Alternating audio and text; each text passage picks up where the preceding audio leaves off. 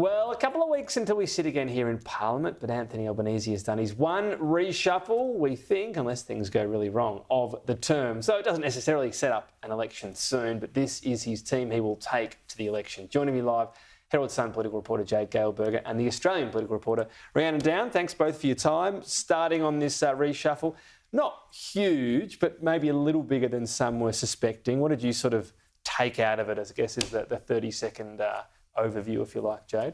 I feel like it was interesting that Tony Burke, even though he is obviously close to the Prime Minister, was put into that Home Affairs portfolio. Obviously, last week there was a lot of speculation around whether Murray Watt would move into there, and we obviously didn't see that happen. I think it was not surprising that obviously Claire O'Neill and Andrew Giles were moved sideways into different portfolios.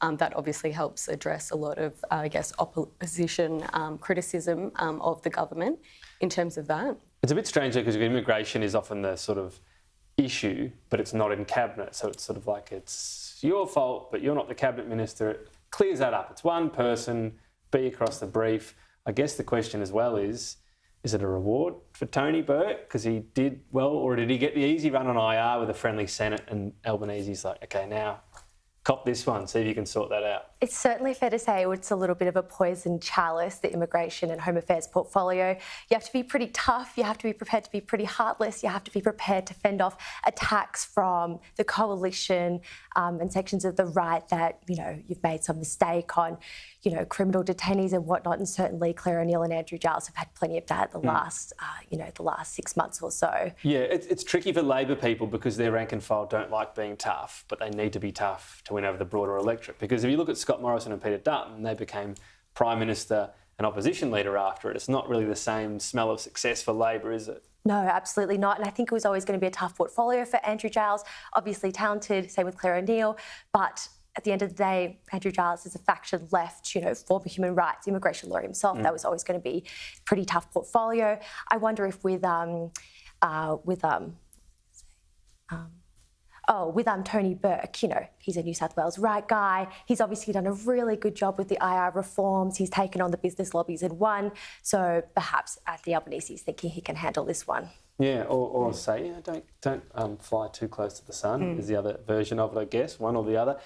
Always interesting when you see changes. So housing, out Julie Collins and in Claire O'Neill. I mean, they're not going to say it, but is it a concession that this area for Labor, which should be better for them, hasn't gone that well? Yeah, absolutely it is. I mean, the Greens have been trouncing them, and especially there's a lot of like inner city seats that are definitely of concern at the next election. We've obviously seen, you know, the Greens really like kind of making roads in some of those seats, especially around obviously the conflict overseas. And so this is like a really important area in terms of not only obviously like renters, but the issues around supply, housing affordability, but also some of those like older cohorts where people are trying to be like, are my kids going to be able to afford a home? Yeah. So it's kind of that the generation that has a house is still worried about their kids who can't get one. That's how it's spreading. Yeah. And the other thing from that is, if this is the problem, then do we see new policies from it? Because there's so much money Labor's already put into it. Are they going to do new policies? Maybe it's not a spending one. Maybe they do something else that doesn't cost money. But do they need something else to capture the imagination? Well, certainly I think it's fair to say that a lot of the money that Labor's already poured into housing, like the Housing Australia Future Fund, a lot of that doesn't seem to have made a big hit with the electorate. You've had Max Chancellor Mather at the Greens being very successful in his attacks on Labor for housing. So, I mean, Claire O'Neill, Anthony Albanese said she was a very clear communicator. Maybe those skills will come in handy here to try and reach out to voters a year out from the election. Maybe there'll be some more media interviews. Always welcome on the program.